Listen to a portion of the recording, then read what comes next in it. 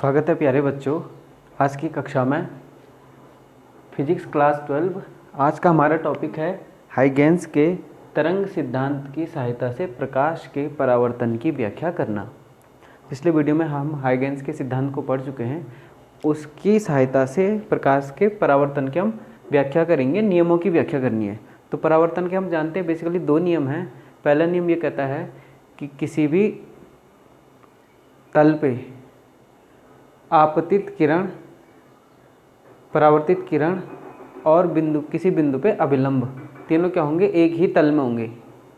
They all lie in a plane. दूसरा नियम ये कहता है कि आपतन कोण हमेशा बराबर होता है परावर्तन कोण के। आपतन कोण I बराबर परावर्तन कोण R। ये दो नियम, इनको हमने प्रूव करना है हाइगेंस की थ्योरी की सहायता से। तो सबसे पहले कंसीडर करते हैं एक plane surface, reflecting surface. For example ये क्या है? एक रिफ्लेक्टिंग सरफेस है M1, जैसे मिरर। फॉर एग्जांपल मिरर है M1, ठीक। इस पे अब हमने क्या करना है? एक बिंदु लिया हमने, यहाँ पे कोई पॉइंट लिया, उस बिंदु को कंसीडर करना है। सपोज ये बिंदु A है, बिंदु A लिया हमने यहाँ पे, और यहाँ पे एक समतल तरंगाग्र आपतित हो रहा है। इस पर क्या हो रहा है? एक समतल तरंगाग्र आपतित हो रहा है जो तिरछा पड़ रहा है। इस पे कैसे पड़ रहा है? तिरछा, किसी एंगल पे, एट एन एंगल। तो समतल तरंगाग्र हम यहाँ से खींच लेते हैं प्लेन वेव फ्रंट।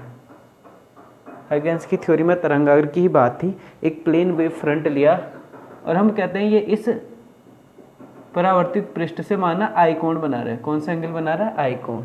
यह है वेव फ्रंट, एक समतल तरंगाग्र, ये हमने लिया है। अब ये तरंगाग्र है तो इसके लंबवत क्या होगी? प्रकाश की किरणें। प्रकाश की किरणें क्या होंगी? इसके परपेंडिकुलर, जो हाइगेंस का नियम कहता है। इस प्रकार से ये प्रकाश की किरण आई। तो ये आपतित प्रकाश की किरणें हैं जो इस पृष्ठ पे पड़ रही हैं, और इस पृष्ठ पे पड़ने के बाद ये क्या होंगी? परावर्तित हो जाएंगी। ये ए बी, तो ए बी एक समतल तरंगाग्र है। हमने क्या लिया कि ए बी ये क्या है? एक समतल तरंगाग्र, प्लेन वेव फ्रंट। क्लियर?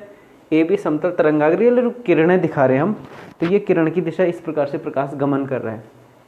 अब देखिए हाइगेंस के सिद्धांत के अनुसार ये तरंगाग्र, समतल तरंगाग्र, इस पे स्थित प्रत्येक बिंदु एक नए तरंग स्रोत की भांति कार्य करेगा और उनसे द्वितीयक तरंगिकाएं माध्यम में आगे की ओर बढ़ेंगी।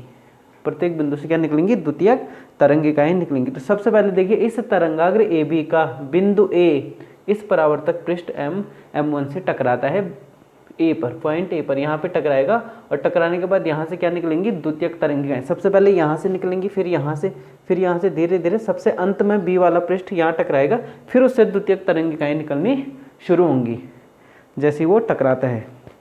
ये क्लियर है? अभी देखिए, तो A से टकराने के बाद हम कहते हैं कि तरंगाग्र T समय बाद, देखो कि माना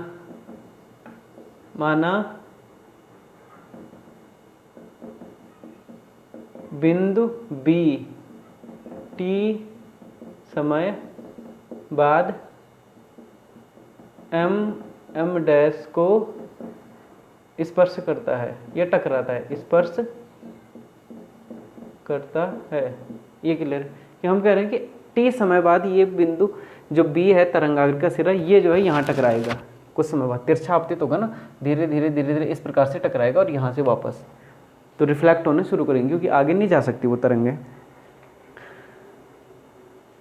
उस T समय में यहाँ से जो द्वितीयक तरंगिकाएं निकलेंगी वो कुछ दूरी तय कर देंगी। तो प्रकाश की चाल सी मानते हैं हम, तो T समय में चली गई दूरी, T समय में प्रकाश द्वारा, किरण द्वारा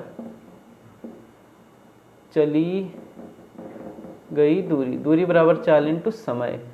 ये क्या हो जाएगा? C into T. C जहाँ क्या है? वेलोसिटी है, और T ये है, तो C इंटू टी। इस प्रकार से जितने समय में T समय इसको यहाँ लगा, तो देखो ये T समय पहुँचने में आगे आया। इस प्रकार से इसको अब खींचेंगे, थोड़ा सा फिगर जो है बिना स्केल की सहायता से इस प्रकार से बन सकता है। ये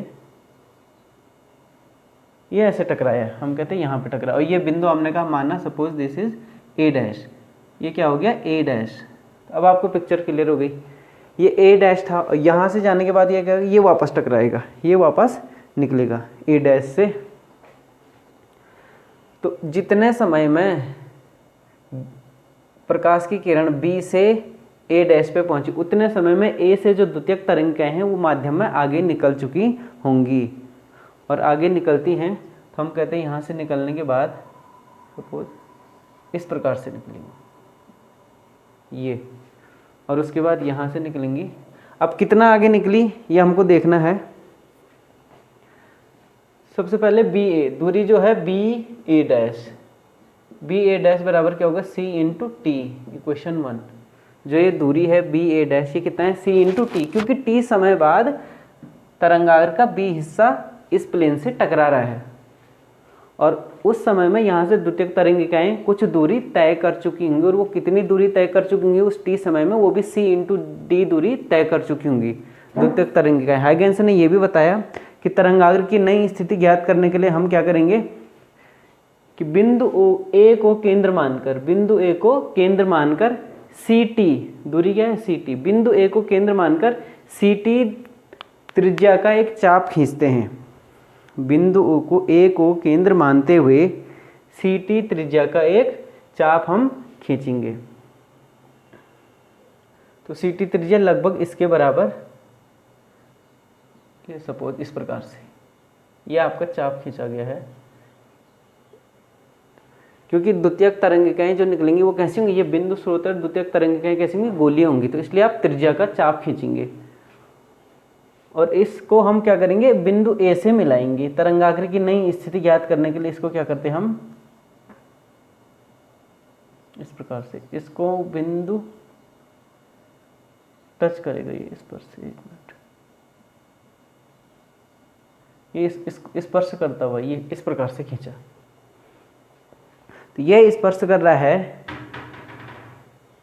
और इसको हमने कहा सपोज ये बी डैश है, ये पॉइंट क्या है बी डैश, ये क्लियर है, ये पॉइंट बी डैश है। तब ए बी अगर आपतित तरंगाग्र है, तब ए डैश बी डैश क्या होगा परावर्तित तरंगाग्र, ये होगा परावर्तित तरंगाग्र। इस पर ए डैश बी डैश एक परावर्तित तरंगाग्र होगा। आप देखिए एंगल, किरणें हमेशा क्या होंगी तरंगाग्र के लंबवत, तो ये किरणें हैं, ये किरण आई ऐसे, ये प्रकाश की किरण ऐसे गई, यहाँ से ये टकरा के ए डैश से वापस आई, ये ए से टकरा के इस प्रकार से गई, तो ये किरणें, ये एंगल क्या बनेगा 90 का। देखिए यहाँ पे आप खींचिए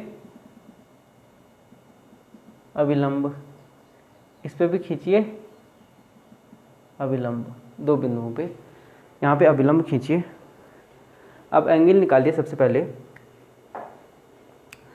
ये एंगल 90, यहाँ पे ये एंगल 90, क्योंकि ये त्रिज्या है, ये स्पर्श रेखा है, ए डैश बी डैश क्या है स्पर्श रेखा है। तो यहाँ पे देखिए आपतित तरंगाग्र, ये क्या है ए बी, एक समतल आपतित तरंगाग्र, और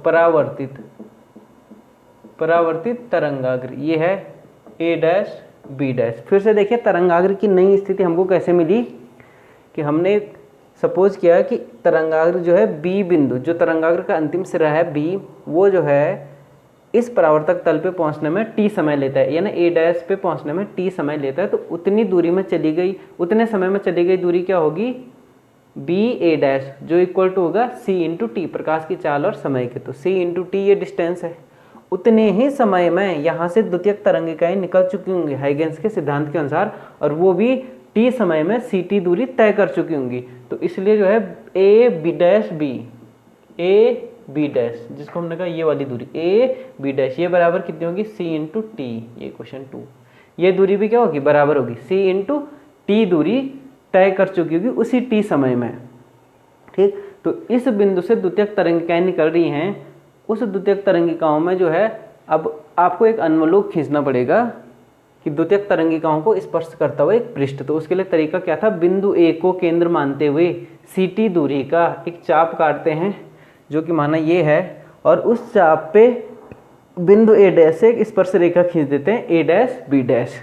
ये स्पर्श रेखा होगा तो ये 90 है, ये किरण हो गई, ये जो है अभिलंब दिशा में क्या होती है, किरण हमेशा, ये अभिलंब 90 डिग्री क्या होती है, तरंगाग्र के लंबवत हमेशा क्या होगी, किरण होगी, ये भी हाइगेंस ने बताया था। तो ये 90 एंगल ये हो गया। ए बी डैश हमारे पास क्या आ गया, सी टी के बराबर आ गया।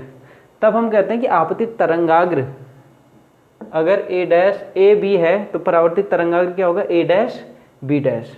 ये क्लियर है। अब इसमें आपको कुछ नहीं करना है, आपको सिर्फ एंगल निकालना है। इन तरंगाग्र में आपको केवल और केवल एंगल निकालना है। उसके लिए हमने यहाँ परपेंडिकुलर खींच दिया इस प्रकार से। और परावर्तित तरंगाग्र, ये दूरी हम ये कहते हैं परावर्तित तरंगाग्र, ये क्या है, कोण बना रहा आर। आपतित तरंगाग्र तिरछा है तो परावर्तित तरंगाग्र भी क्या होगा, तिरछा होगा। माना वो भी कितना एंगल बना रहा है, इस तल से mm डैश से आर, यहाँ कोण आई, यहाँ एंगल आर बना। हमने ये अभिलंब खींच दिया, तो अभिलंब खींचा तो ये 90 का एंगल, अभिलंब खींचा तो ये 90 पूरा। ठीक, अब एंगल निकालिए सबसे पहले आप। ये पूरा एंगल क्या है, ये 90 है। यहाँ पे देखिए ये इतना एंगल 90, ये क्या होगा 90 माइनस आई, 90 माइनस आई। क्लियर है। इस वाले में ये अभिलंब है, इस वाले में देखिए ये अगर आई है तो ये क्या होगा 90 माइनस आई। अब ये 90 माइनस आई है तो ये एंगल कितना होगा, आई।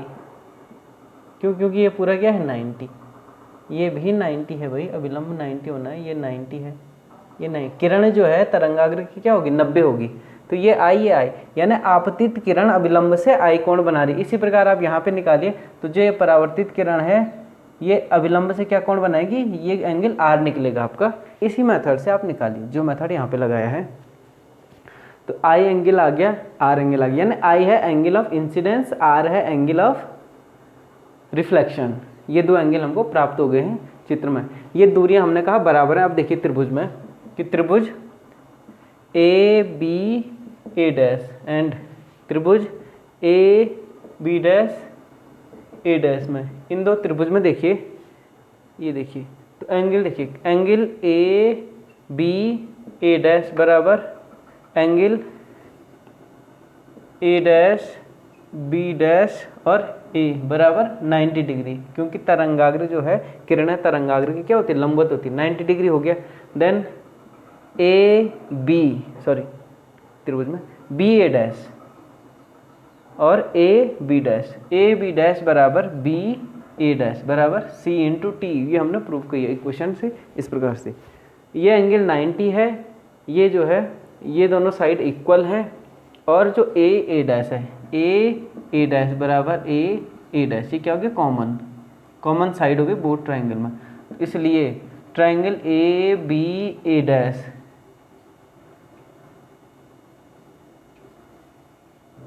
सर्वांग है triangle a B dash A dash के।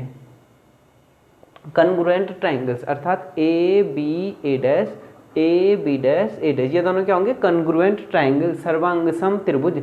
ऐसे त्रिभुज जिनके सभी अंग समान है, अर्थात 6 तीनों भुजाएं और तीनों कोण क्या है, बराबर हैं। अब बराबर हैं तो इसलिए जो है इस त्रिभुज में ये कोण आए, इसलिए triangle angle B A dash is equal to angle, इस त्रिभुज का ये कोण सामने वाला angle B dash A dash and A, यानी angle i is equal to angle are.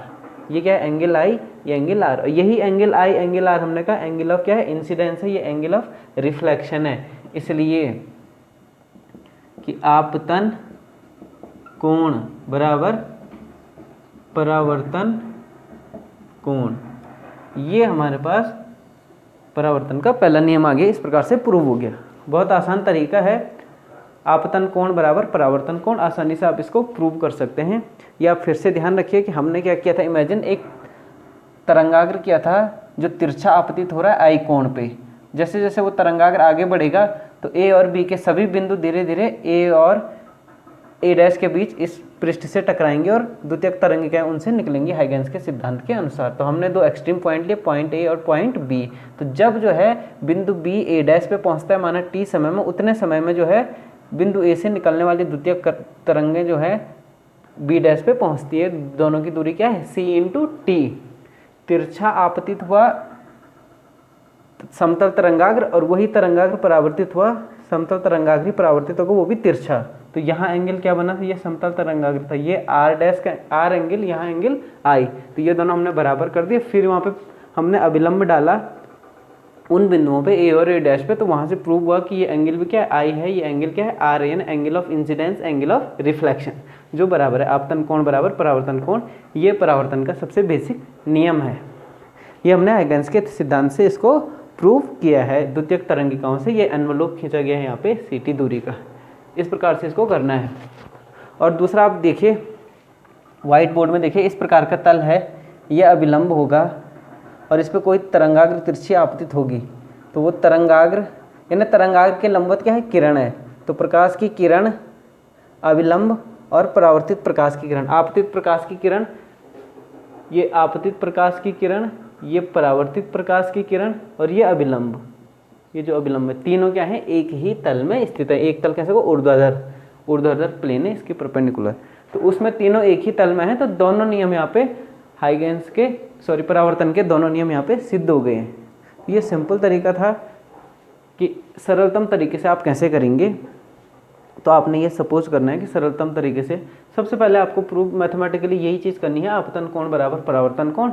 दूसरा नियम आपका आसानी से प्रूव हो जाएगा। ये पहला नियम हो गया। दूसरा नियम हो गया, परावर्तन के दोनों नियम सिद्ध हो गए। तो हाइगेंस के तरंग सिद्धांत से प्रकाश के परावर्तन की इस प्रकार व्याख्या हो जाती है। अर्थात हाइगेंस ने एस्टेब्लिश किया एक बार फिर से कि प्रकाश जो है तरंग प्रकृति की होती है।